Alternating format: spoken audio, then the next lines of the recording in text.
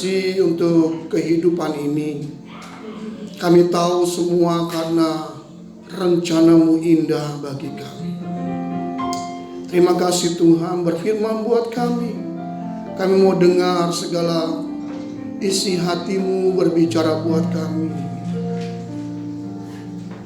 Kami rendahkan diri kami Tuhan.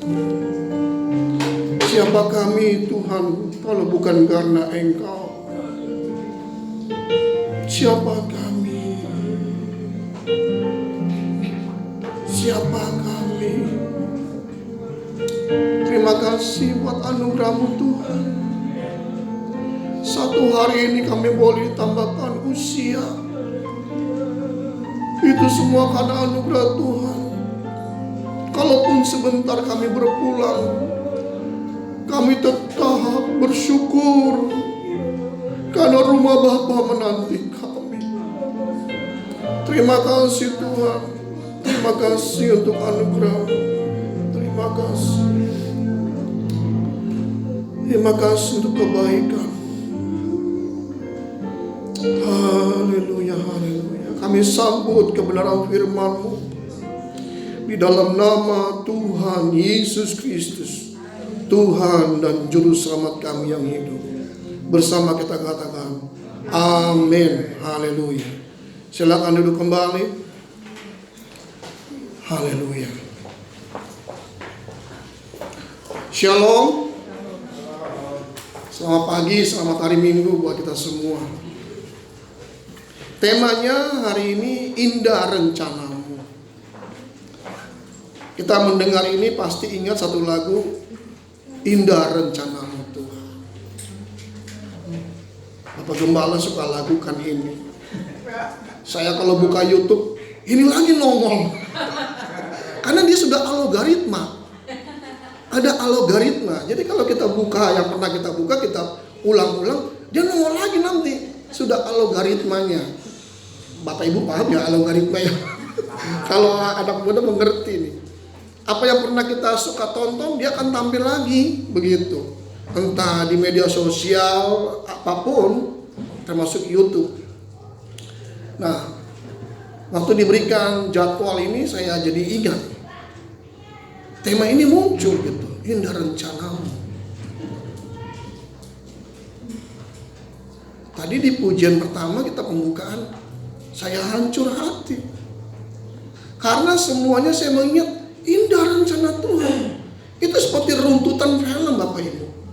Itu saya nggak bisa visualkan, tampilkan di PowerPoint.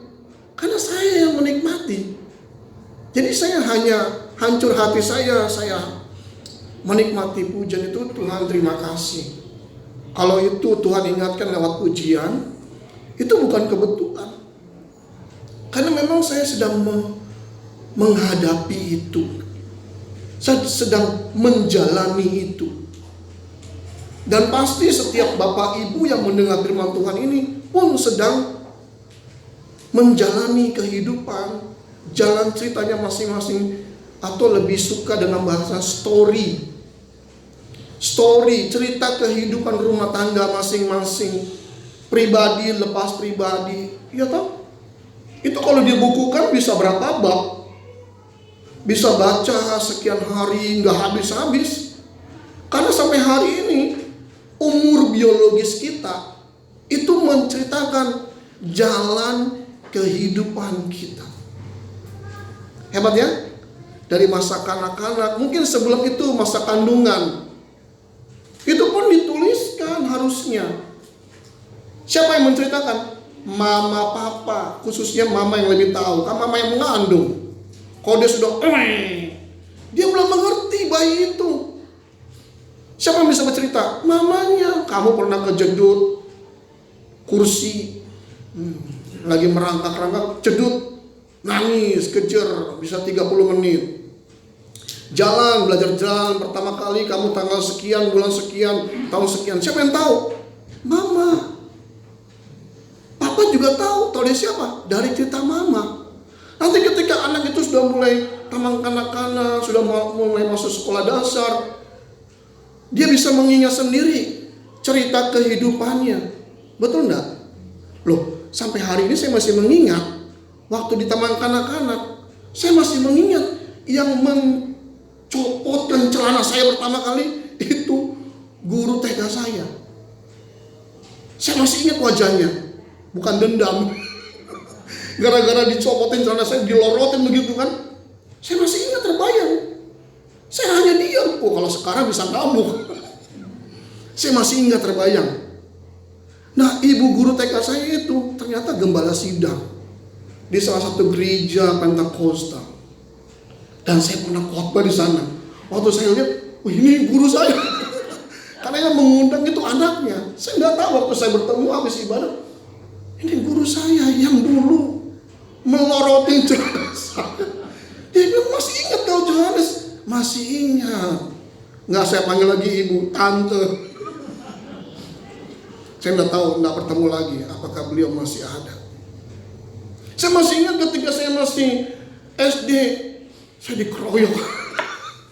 Dikeroyok karena dibully sama teman-teman. Masih ingat pernah didorong sama anak-anak tetangga sampai kejebur di got. Dan saya minum air itu. Karena kelihatan air begitu masuk, shot, seperti kayak film. Ini masih terbayang di sini loh. Sampai hari ini masih mengingat, dan runtutan-runtutan itu sampai hari ini saya boleh berkata, indah rencana-Mu Tuhan. Pernah mengalami kecelakaan, dan kalau boleh saya katakan beberapa kali, dan ada beberapa momen kalau bukan karena Tuhan, nggak mungkin hidup. Nggak mungkin hidup, bukan karena saya kebut-kebutan, tapi memang karena kecelakaan itu Tuhan izinkan. Supaya apa? Kita memaknai hidup ini, bahwa hidup ini penuh dengan arti, makna yang cukup tinggi. Saya mengajak kita semua membaca dari kitab Ayub pasal 2 ayat 1 sampai 10. Bukan di kitab pengkhotbah, tapi di kitab Ayub. Yang seringkali kan kalau judul ini berkenaan dengan kitab pengkhotbah, tapi di kitab Ayub, saya mau mengajak kita membaca dari kitab Ayub pasal 2.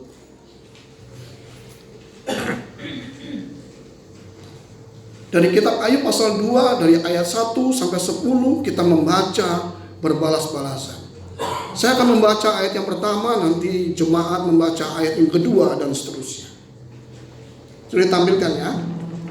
Ayub pasal 2 ayat 1 dan sampai seterusnya ayat 10. Pada suatu hari datanglah anak-anak Allah menghadap Tuhan, dan di antara mereka datang juga iblis untuk menghadap Tuhan. Maka bertanyalah Tuhan bagaimana kau? Lalu jawab iblis itu kepada Tuhan, dari perjalanan meneliti dan membaca bumi. Firman Tuhan kepada iblis, apakah engkau memperhatikan hambaku Ayub? Sebab tiada seorang pun di muka bumi ini yang demikian saleh dan jujur, yang takut akan Allah dan menjauhi kejahatan. Ia tetap tekun dalam kesalehannya, meskipun engkau telah membujuk aku melawan dia untuk mencelakakan tanpa alasan. Lalu jawab iblis kepada Tuhan, kulit dan kulit, orang akan memberikan segala yang diberinya kamu tinggalkan. Tetapi ulurkanlah tanganmu dan jamalah tulang dan dagingnya. Ia pasti mengutuki engkau di hadapanmu. Maka Tuhan kepada iblis, nah ia dalam kuasamu, hanya saya akan menolong.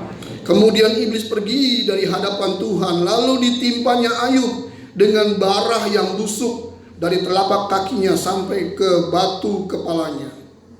Lalu Ayub menangis seperti beling untuk menggembala wajahnya sambil duduk di tengah Allah. Maka berkatalah istrinya kepadanya, masih bertekunkah engkau dalam kesalehanmu? Kutukilah Allahmu dan matilah. Tapi Ayub bertanya, engkau berbicara seperti perempuan. Apakah kita mau menerima yang baik dari Allah, tetapi tidak mau menerima yang buruk? Dalam kesemuanya itu, Ayub tidak berbuat dosa dengan dirinya. Amin. Ada ayat yang sangat menarik pada pagi ini yang pernah didengarkan di sekolah minggu. Aku datang dengan telanjang, pulang dengan telanjang. Itu pernyataan Ayub.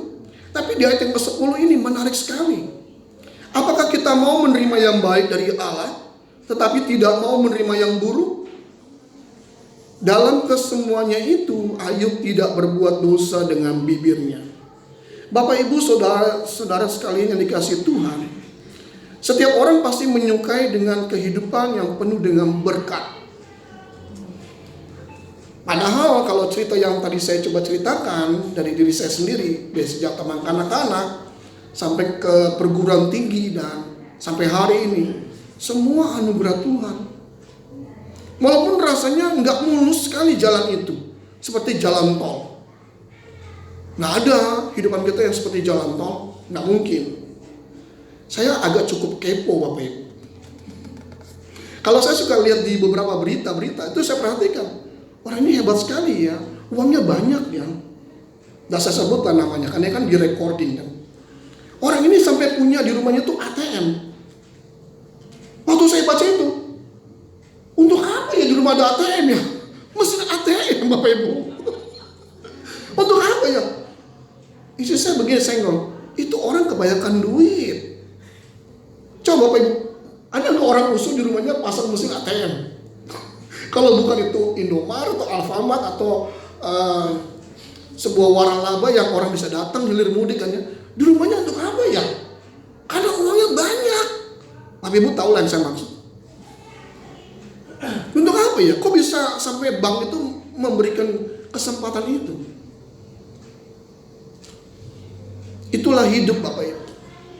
Cerita yang lain saya perhatikan ada orang yang mobilnya satu saja itu dari sekian banyak, seperti kayak showroom di rumahnya itu, satu mobilnya itu sekitar 20M. Mobil apa ya 20M ya? Ngebayanginnya pun susah saya. Karena lihat kijang terus tiap hari jalan. Ya, mobil listrik gitu kan, mobil yang 20M itu seperti apa ya? Apa dia sudah tidak menapaki aspal begitu? Dia melayang-layang. Waktu kita duduk tuh kayaknya langsung tidur gitu ya. Seperti apa yang membayangkannya? Itu bukan hanya satu loh, banyak. Kita kembali ke cerita tentang Ayub ini Bapak Ibu. Ayub pada zamannya kan kaya. Pernah nggak kita membayangkan Ayub itu memiliki mobil? Nggak ada. Zaman itu belum ada Ayub mobil. Kudanya banyak, ternaknya banyak, budaknya banyak. Karena pada zaman itu kan budak. Kalau orang punya budak 3, aduh malu sekali. Kata anak muda, mokal. Kalau budak ke-10, udah wajar deh. Apalagi sampai ratusan. Ayub punya. Ayub itu kaya. Kalau dia dihubungkan dengan masa kini, siapa ya Ayub ya? Nggak ada hitungan. Tapi Alkitab mencatat nama itu. Di ayat yang tadi sudah kita baca. Datanglah anak-anak Allah menghadap Tuhan. Ini ngapain ya? Ini pasti orang penting ini sampai diomongin dan perlu dirapatkan. Sampai iblis itu peduli banget sama Ayub gitu. Ayolah Tuhan, kasih izin lah, minta permit gitu, izin. Supaya bisa colek-colek Ayub gitu kan. Siapa dia? Kalau dia bukan orang penting. Coba sekarang banyak orang penting kan. Di media sosial kan, surat kabar dalam bentuk elektronik yang kita baca. Kalau bukan orang penting, nggak mungkin bisa masuk. Siapa? Tiba-tiba saya ke Setnek, Sekretariat Negara. Saya. Siapa yang ngundang? Tanya aja. Siapa yang ngundang? Siapa juga yang kenal sama saya? Kalau saya diundang ke tempatnya Bro Zega, karena saya kenal. Oh, saya diundang. Ini Pak, undangan kartu merahnya gitu kan. Tahu lah Bapak Ibu ya kartu merahnya ya. Ini loh. Saya lihat, siapa sih pasangannya? Wah, karena sudah kenal. Tapi kalau nggak kenal, diantah-berantah gitu, tiba-tiba ketemu di jalan, Pak saya ngundang kamu. Orang yang diundang juga bingung, ini siapa ya? Waktu saya baca ini, siapa Ayub? Pertama sampai dicatat di kitab ini, lalu kemudian banyak datanglah anak-anak loh, bukan satu anak loh, anak-anak Allah menghadap Tuhan, dan di antara mereka datang juga iblis. iblis. Hebat ya. Iblis aja sampai datang tuh. Pasti orang penting ini. Dulu pernah saya sampaikan di tempat ini Bapak Ibu. Orang Kristen yang hidupnya di dalam Tuhan, di dalam kekudusan, iblis mana berani colek-colek. Nggak mungkin. Dia mesti minta izin dulu kan. Kulon nuwun, ya nun sewu, permisi dulu sama si pemilik kehidupan ini. Bisa katakan amin? Amin. Jadi kalau orang Kristen menghadapi pencobaan, kesusahan hidup, bukan datangnya dari Tuhan, tapi diizinkan. Untuk apa? Memperoleh ketekunan. Nah ini ceritanya sampai di sini. Ayub ini orang kaya, tapi di ayat yang ini dikatakan bahwa dia hidup saleh, kudus, suci, tidak bercela. Orang penting ini sampai dicatat di kitab ini. Sampai di sini jangan kita baper ya. Saya mau katakan satu hal. Nanti nama saya, nama Bapak Gembala, Pak Nugroho, nama Ibu Hana akan dicatat di surga, termasuk jemaat-jemaat dan pelayan Tuhan. Amin. Nah, bagaimana caranya? Saya pernah baca di kitab Raja-Raja Bapak Ibu. Di kitab Raja-Raja itu di bagian terakhir ada kalimat begini. Semua dicatat dalam kitab-kitab Raja-Raja. Hanya Raja-Raja tidak. Semua dicatat dalam kitab-kitab itu. Dan dalam kitab kehidupan, nama kita akan dicatat. Kapan? Nanti kalau kita menghadap ke sana. Saya mau nama saya ada di sana.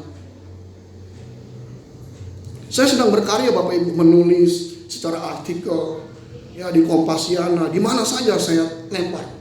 Jadi kalau orang searching pakai nama saya, keluar tuh nama saya tuh di Google secara digital. Tapi di surga belum tentu. Jalan hidup saya harus benar. Ayub sudah tercatat dan orangnya sudah tidak ada. Jadi tunggu kehidupan kita kalau sudah selesai di bumi ini, itu akan dicatat di sana. Katakan amin. Maka banyak orang Kristen tidak mengerti menjalani hidup. Sembarangan naik kendaraan ngebut, kayak nyawanya ada 12. Tadi kan aku berdoa dulu di rumah, Tuhan lindungi aku, tutup bungkus dengan kuasa darah-Mu, ikat, udah dibungkus ikat lagi, mana bisa bergerak. Ini cuma guyon ya. Dibungkus, diikat, pasukan malaikat-Mu beribu-ribu mengiringi.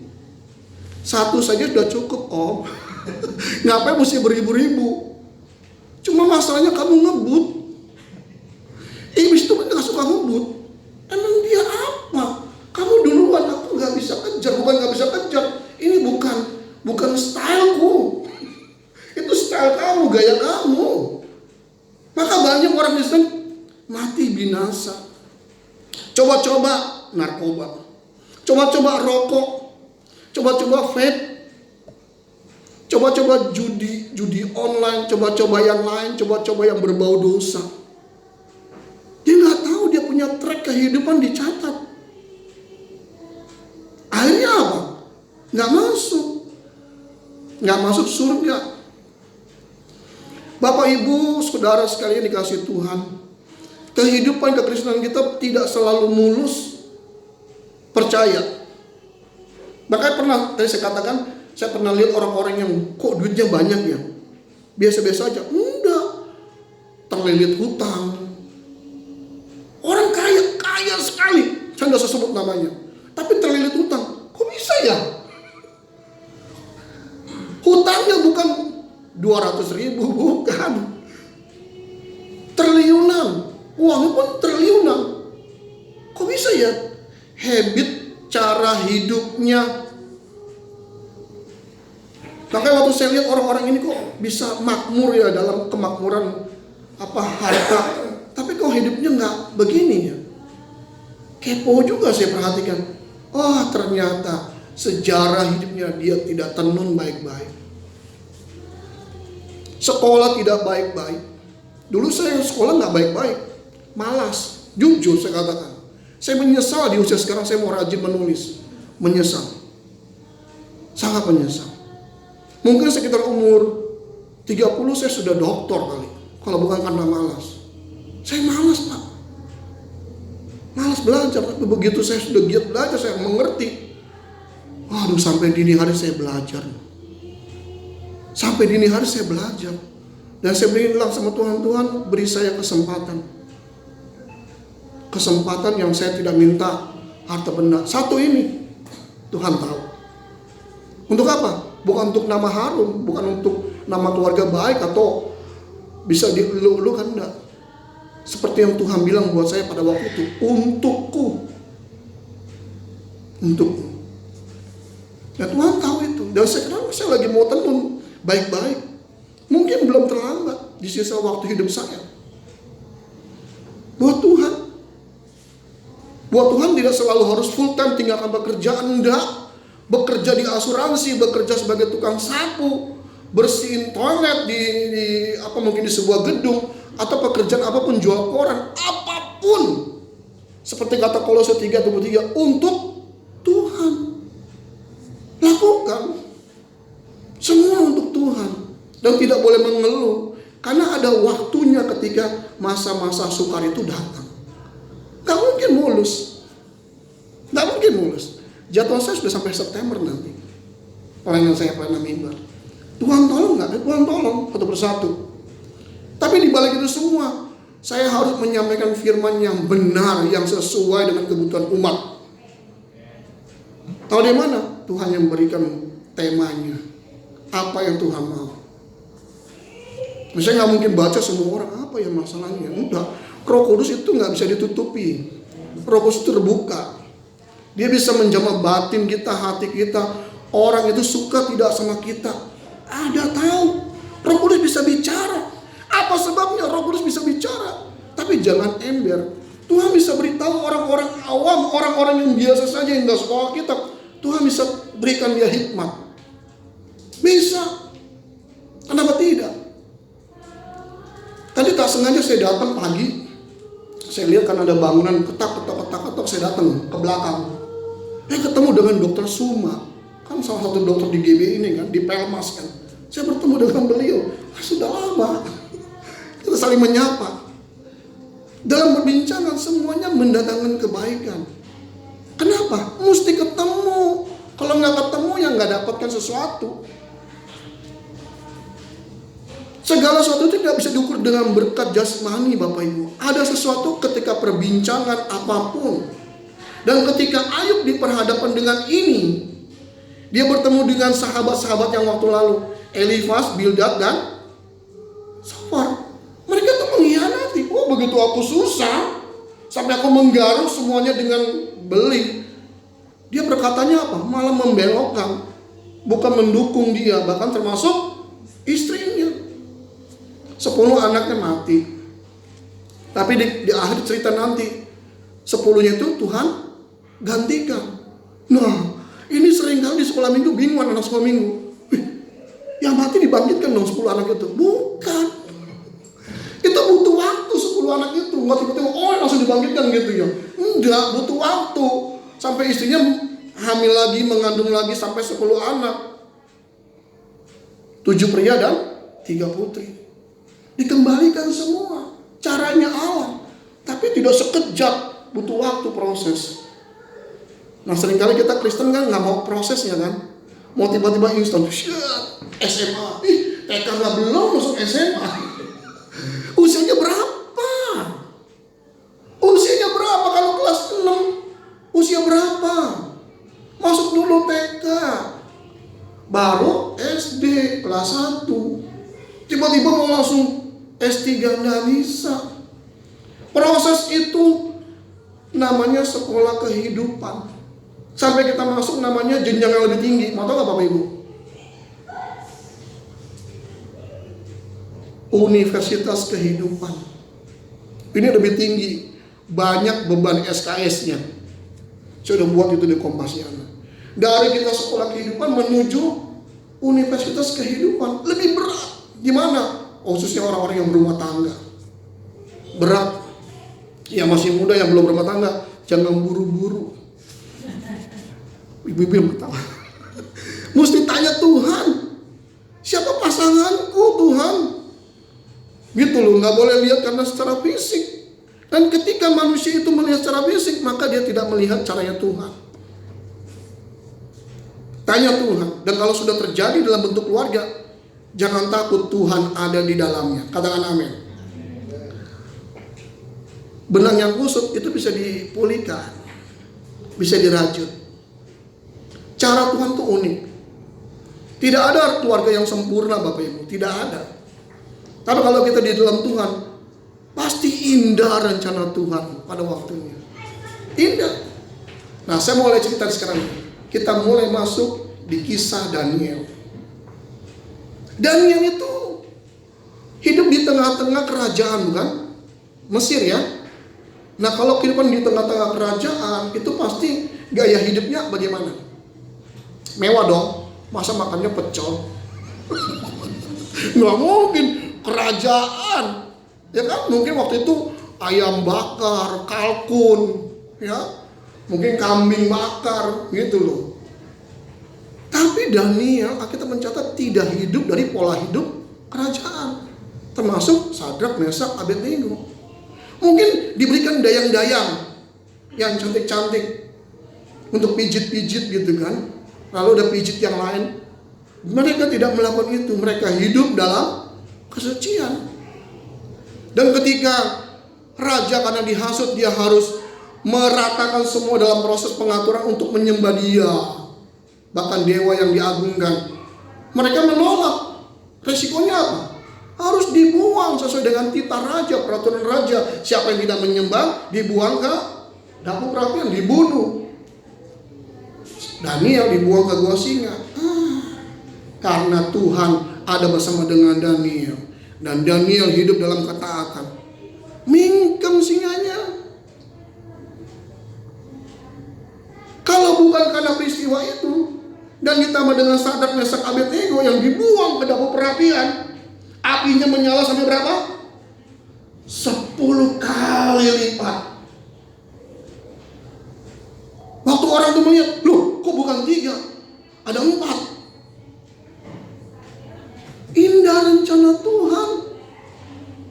Gara-gara mereka ini berempat, mereka jadi percaya Allahnya orang Ibrani. Katakan amin. Kita nggak pernah gara-gara kita nih orang bisa masuk surga. Tapi sebaliknya gara-gara kita banyak orang bisa kecemplung ke neraka, jadi batu sandungan. Makanya kita mesti mengerti cara hidup kita dengan sungguh-sungguh. Kata baik dari bacaan tadi itu artinya top. Top itu artinya berkat, kebaikan. Kebaikan itu bicara soal segala sesuatu yang memuliakan Tuhan. Bukan hanya soal uang. Kalau orang punya uang banyak belum tentu bisa memuliakan Tuhan. Belum tentu.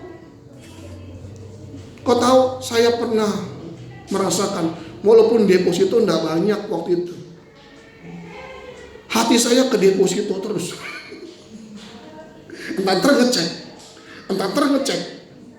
Apalagi orang yang miliaran, bohong. Kalau enggak, bohong. Kau tahu? Saya kan manusia, saya tahu apa yang orang lain rasakan juga. Pasti hatinya terpikat. Itu sudah Alkitab katakan.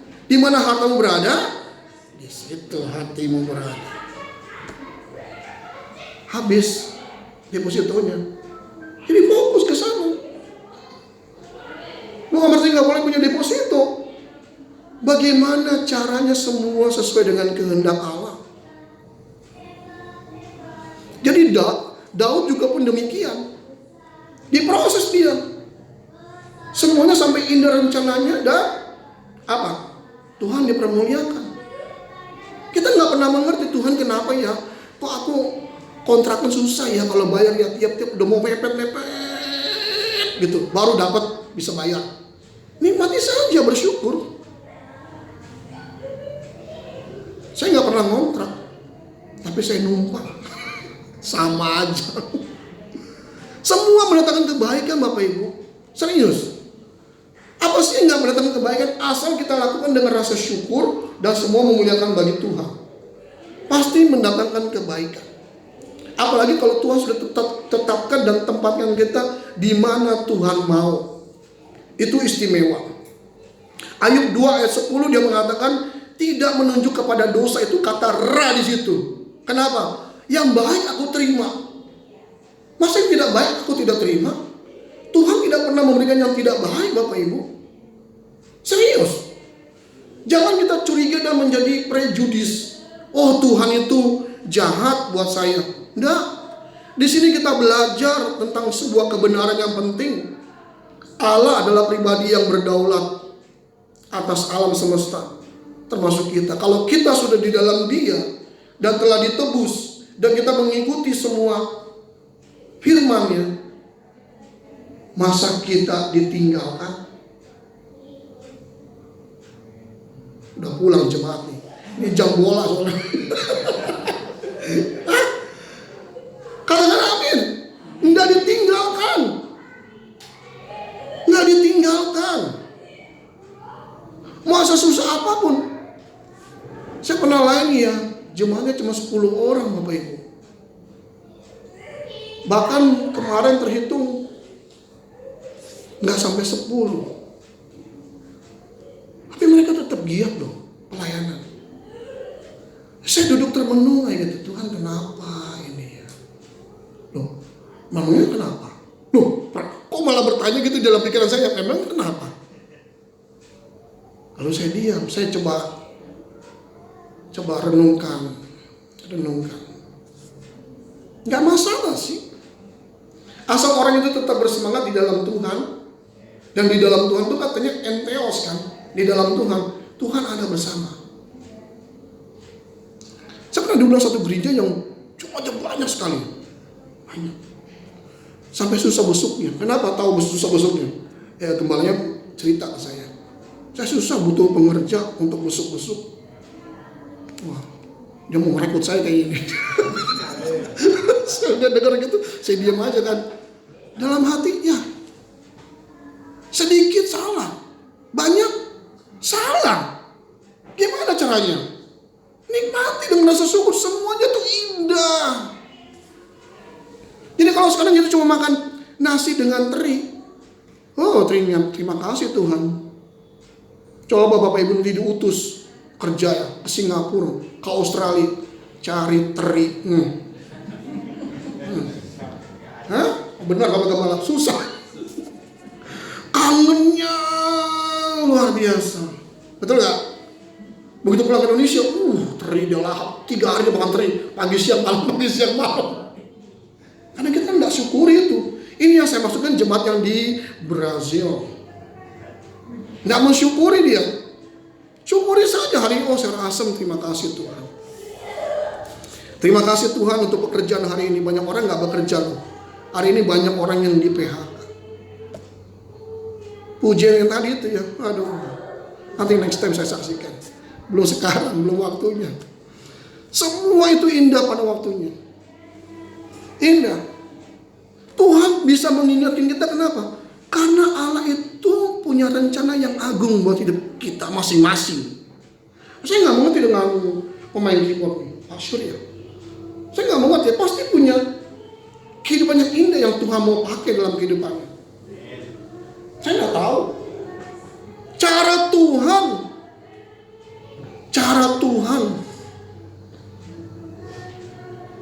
Kalau Hana dalam Alkitab sampai belum memiliki anak, cara Tuhan.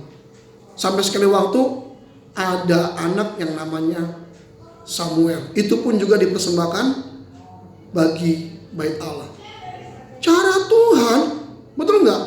Udah susah dapatnya, dapat kasih buat bait Allah. Tuhan itu jahat nggak? Enggak. Tuhan ganti dia dengan 3 anak kemudian, betul nggak? Alkitab menuliskan itu. Imam Eli punya anak berapa Bapak Ibu? Tik tak. Hofni dan Pinehas. Itu kalau orang sekarang bilang tuh brekele itu. Udah bapaknya imam, jahat lagi anaknya. Dia makan daging persembahan. Gara-gara itu bapaknya pun dihukum oleh Allah. Jadi ya Bapak Ibu yang punya anak ya, salah mendidik. bisa ketemuan nanti. Semua tuh indah pada waktunya. Indah rencana Tuhan dalam kehidupan kita. Jadi nikmati saja.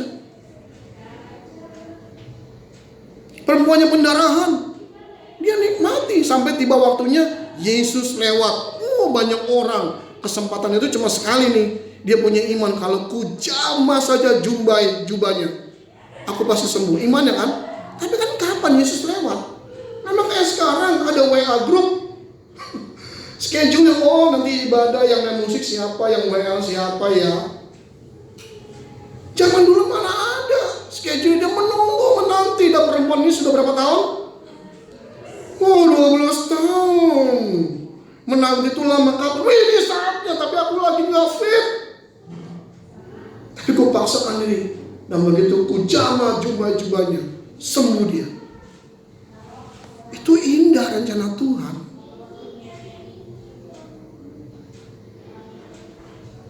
Sekarang mulai terbuka pikiran kita kan. Apa sih yang pernah kita alami secara gagal? Aku ditolak, aku dipermalukan, aku buat begini, aku buat begitu, selalu dipersalahkan. Tenang, senyum saja. Tertawa di dalam Tuhan, bukan tertawa orang itu yang jangan. Tertawa dalam Tuhan, dalam diri sendiri. Tuhan, Engkau baik. Walaupun gak baik-baik saja. Saya pernah merasakan tertawa sambil menangis. Bukan tertawa sambil menangis karena senang. Hatiku sakit. Saya pernah itu, sampai saya tertawa tapi menangis. Hatiku sakit. Saya gak pernah lupakan semua masalah itu karena menyimpan dendam, enggak. Tapi sebuah catatan, Tuhan tidak pernah meninggalkanku. Tuhan tidak pernah meninggalkan orang yang percaya kepadanya. Setiap kita ada cara Tuhan. Saya tidak tahu dan tidak bisa merekayasa seperti apa Bapak Ibu Saudara yang mengalaminya. Tapi saya mau katakan pada pagi ini, Tuhan itu perhatian buat kita. Nikmati saja sejarah kehidupan kita. Orang pernah banting piring gelas depan muka saya. Bukan hanya itu Bapak Ibu, maaf ya, air ludah, air liur. Dan itu aromanya, waduh, saya yang menikmati. Tapi enjoy, kenapa? Tuhan mau ajak kita naik level. Naik lagi. Tapi enggak boleh sombong. Betul enggak? Naik level. Naik level. Bapak Ibu yang pernah belajar di SD, hitung-hitungan kalistung apa namanya? Kalistung ya? Ada yang tidak bisa di sini? Bisa semua ya? Ya dikit-dikit lah. Coba pelajaran S1. Bisa kalau S1. Aku udah S2 kecil. Yang S2 bilang kalau S1 kecil pelajarannya. Yang S2 menghadapi S3. Gimana ya? Berat ya. Kalau di S3 bisa nggak? Bisa. Hadapi dulu prosesnya. Nikmati saja. Amin. Nikmati saja. Hadapi prosesnya. Dan Ayub menghadapi prosesnya itu tidak sebentar. Waktu kita baca cerita ini, bahkan guru sekolah minggu cerita, itu singkat. Tapi kalau kita alami baik-baik ya, kita renungkan, bahkan kita coba menyelami, susah sekali ini. Orang yang tadi punya duit tiba-tiba nggak punya duit, bangkrut. Bagaimana perasaannya? Bagaimana coba? Apalagi yang ditinggal pacar, patah hati. Tuhan izinkan. Kalau kau tidak putus, ini rumah tanggamu hancur nanti, berantakan nanti di kemudian hari. Tapi kadang-kadang kita kan nggak terima kan ya. Enggak Tuhan, aku sudah, cinta mati sama dia Tuhan. Aduh nggak bisa hidup Tuhan. Aku nggak bisa makan. Itu orang muda yang di Brazil, ya. Sampai uring-uringan dia. 5 tahun kemudian, udah lupa dia. Dia dapat yang baru. Ini lebih cantik, ini lebih ganteng.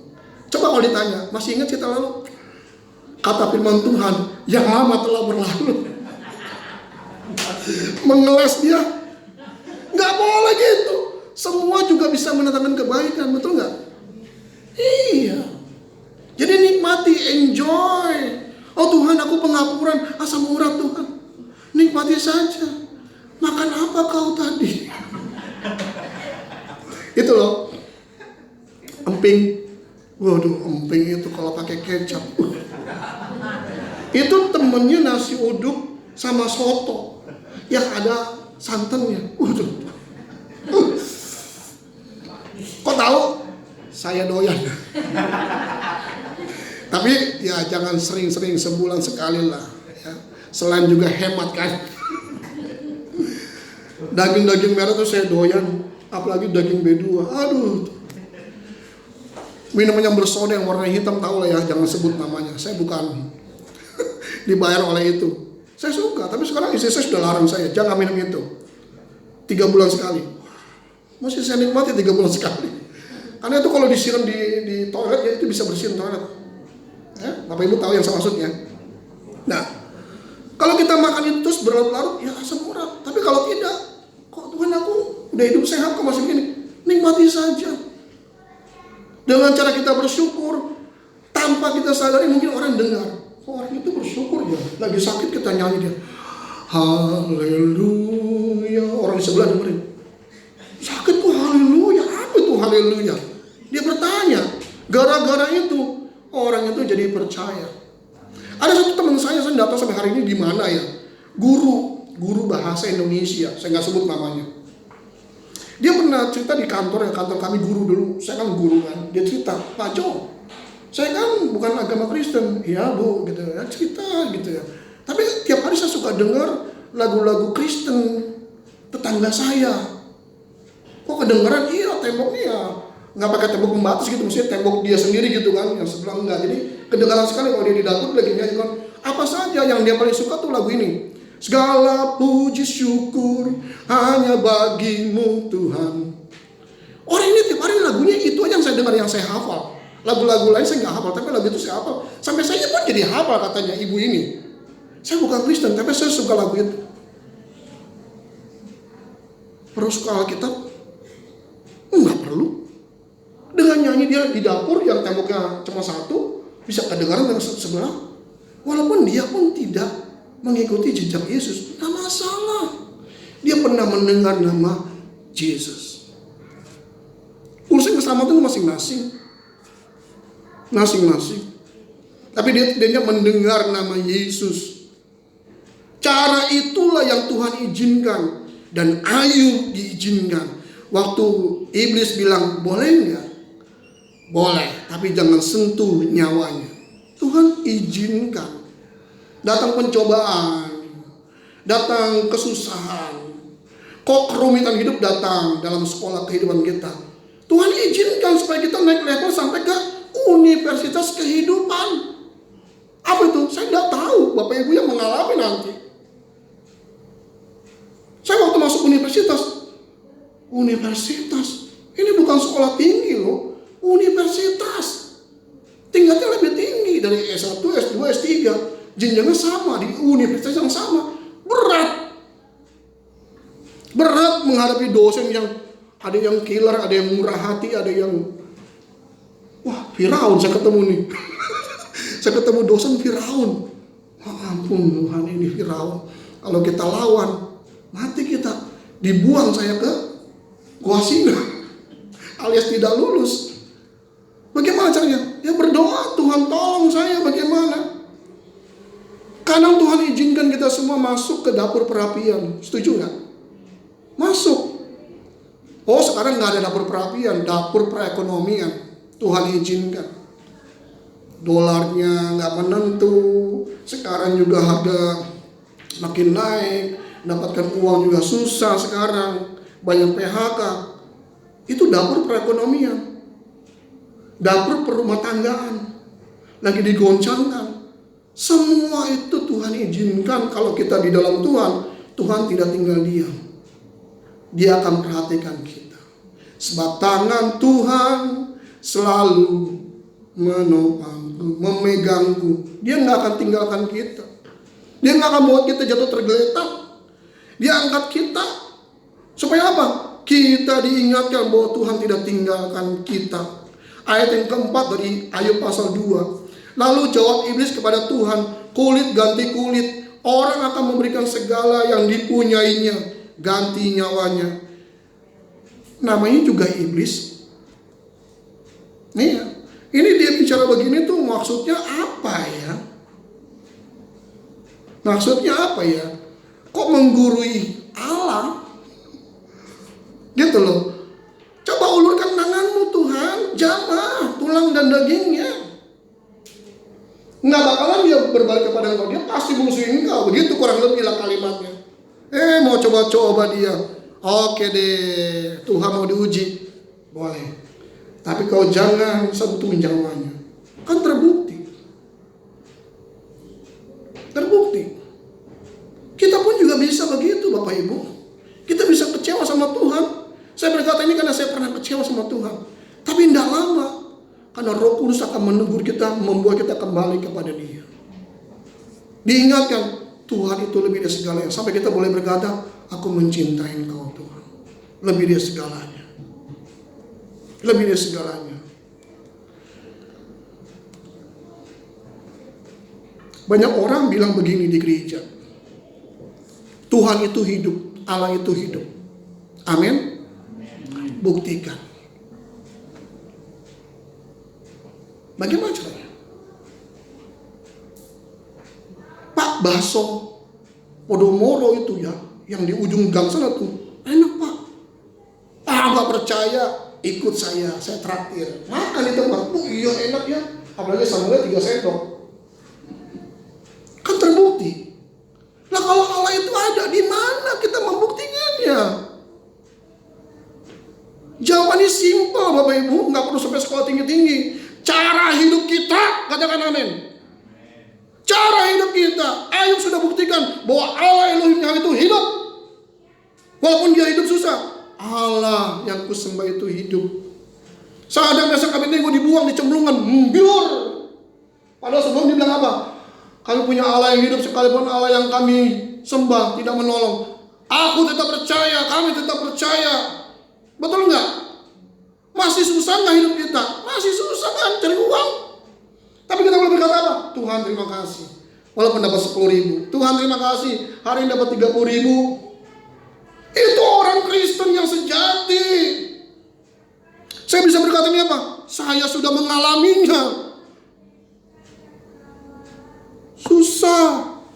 Saya tahu apa arti susah. Arti susah tidak makan. Saya mengerti. Saya mengerti. Tapi dengan begitu, saya melihat Tuhan itu hidup. Nggak mungkin dia tidak memelihara hidup kita. Banyak cara. Nggak bisa saya ceritakan. Banyak cara mujizat-mujizat terjadi. Nggak mungkin datang nasi bungkus Padang itu melayang-layang ke rumah. Nggak mungkin. Caranya Allah bagaimana? Ya caranya Allah. Dengan apa? Banyak cara. Banyak cara. Nanti Bapak Ibu yang akan mengalami itu. Sedikit demi sedikit itu namanya sekolah kehidupan sampai masuk yang lebih tinggi levelnya. Universitas kehidupan. Ini tingkatnya tinggi nih Ayub. Ini sudah masuk universitas ini. Udah S3 ini. Berat ini. Kekayaannya habis. Ya, anak-anaknya mati. 0 kembali. Kalau ke SPBU kan bilangnya apa? Dari 0. Cuk. Mau Bapak Ibu hidup dari 0 lagi? Orang buat hidup saya dari 0. Tapi besok Tuhan angkat saya. Nanti saya saksikan. Saya nggak perlu dendam, walaupun agak marah secara manusia. Tapi saya nggak perlu marah. Tuhan, Kau angkat aku. Kalau Tuhan izinkan di sisa waktu saya, beri saya kesempatan. Saya nggak bisa tawar menawar. Kau punya apa? Enggak. Tuhan tahu. Setiap hati kita Tuhan baca. Tuhan baca hati kita masing-masing. Kau punya hati yang baik atau tidak? Kau setia tidak sama Tuhan? Tuhan bisa baca. Ya, para suami, para istri, kalau kau di dalam Tuhan, kau bisa baca pasanganmu selingkuh atau tidak. Ini saya bicara pada jemaat yang di Brazil. Karena di sana tuh banyak yang selingkuh Bapak Ibu, yang nggak bener. Jadi ngomongin Brazil itu, saya punya penulisan akademik ya, saya kan punya akun ya, dan saya baca. Termasuk diantaranya Brazil banyak orang baca tuh, dari negara Brazil. Jadi saya berpikir, apa dia dengar saya ya? Enggak lah, itu kan cuma ilustrasi. Serius banyak, Singapura, Brazil paling banyak, 20-an sekian. Karena teks saya ada yang Inggris, ada yang Indonesia, dia bisa baca translate nanti. Bapak Ibu Saudara dikasih oleh Tuhan, jangan kita menjadi takut bahwa Tuhan tuh akan meninggalkan kita. Mungkin kayaknya kok suram, kok tandus, sepertinya nggak ada kehidupan. Nikmati saja, nikmati dengan rasa syukur. Tuhan, Engkau ada di sini. Bagaimana menghadirkannya? Dengan rasa syukur kita. Tuhan, Engkau ada di sini. Yang belum pernah makan nasi dengan garam, nikmati. Nasinya mesti panas tuh, enak banget. Nikmati. Tuhan ada di situ, di kehidupanmu, di caramu, cara hidup kita. Saya pernah lihat orang Kristen yang rumahnya tuh padam, nggak pernah ada listrik gitu ya, ada, tapi masih bisa memuji Tuhan. Dia lebih tinggi rohaninya daripada saya, lebih tinggi. Salut saya. Kalau kita bandingkan dengan kehidupan Ayub, mungkin kita belum ada apa-apanya, jauh. Kita kalau nggak ada handphone ya, waduh, coba retreat handphone, bikin retreat pribadi, handphone masukkan dalam lemari, set, dikunci. Aku mau retreat tanpa handphone. Satu orang bilang haleluya, yang lain khotbah apa ini? Ini cuma contoh Bapak Ibu. Coba nggak nonton bola sehari. Coba kita nggak melakukan apa yang hobi kita lakukan. Mungkin main game, kita retreat nggak main game. Bisa nggak? Berat ya. Kalau Tuhan itu ada, Tuhan itu selalu di hati kita, di hidupku. Dimanapun kita lagi mau duduk, puji Tuhan bisa duduk. Berapa banyak orang gak bisa duduk gara-gara ambeien. Butuh bantal yang bulat itu kayak donat baru bisa duduk, itu pun juga gak nyaman. Apalagi kalau dia buang air besar, maaf, ke toilet. Itu perjuangan. Saya pernah mendengar beberapa teman-teman saya yang ambeien, wasir, berjuang di situ dia. Nggak bersyukur kita bisa duduk. Tuhan terima kasih bisa duduk. Haleluya. Betul nggak? Kita menghadirkan Tuhan. Tuhan terima kasih. Begitu aku nengok ke belakang, atau ke samping ada pasangan. Banyak orang belum ada pasangan. Kalau engkau sendirian, engkau ada Tuhan. Kok nggak diatur makannya, minumnya?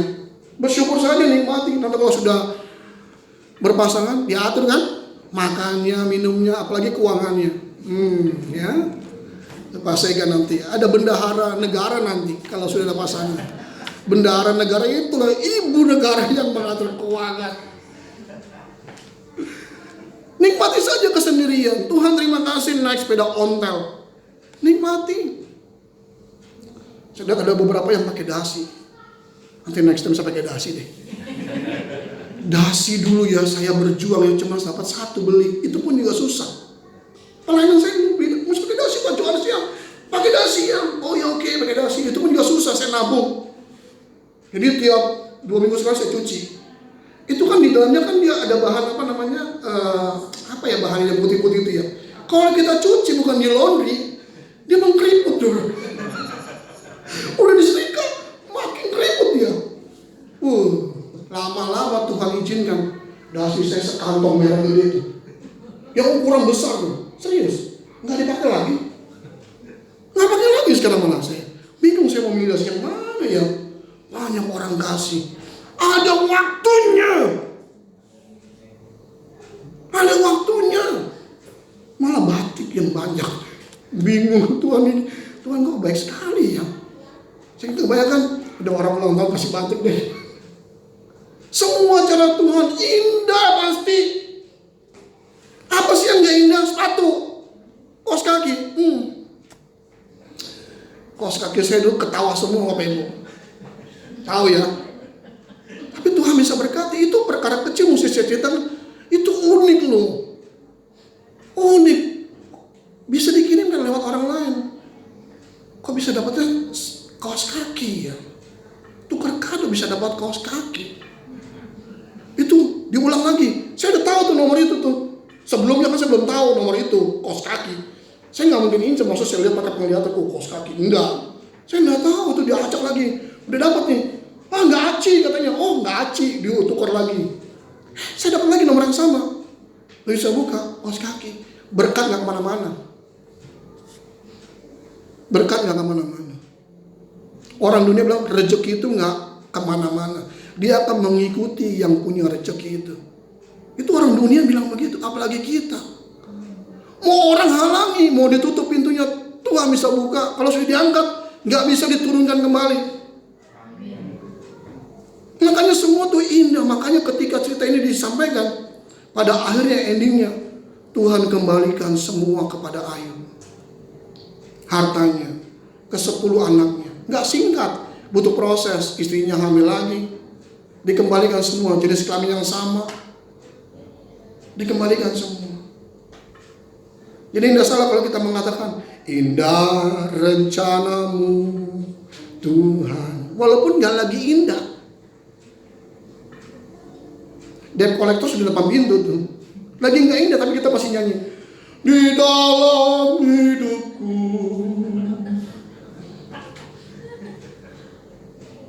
Nggak masalah. Sampai dia dengerin, Pak kenapa Pak?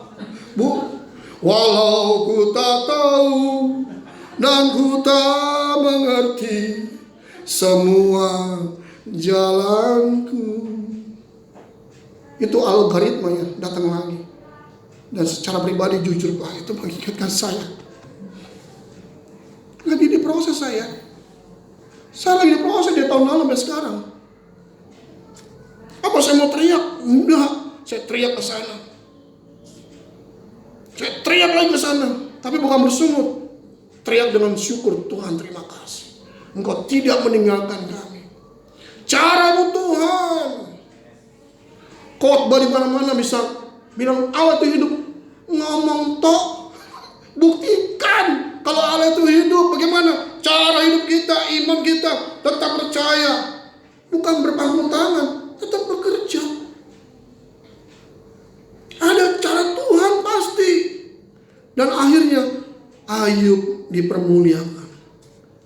Sadrak, Mesak, Abednego dipermuliakan. Daniel juga. Dari cara mereka, bahkan Esther, negeri itu melihat, bahkan raja itu melihat orang Ibrani yang kamu sembah itu hidup.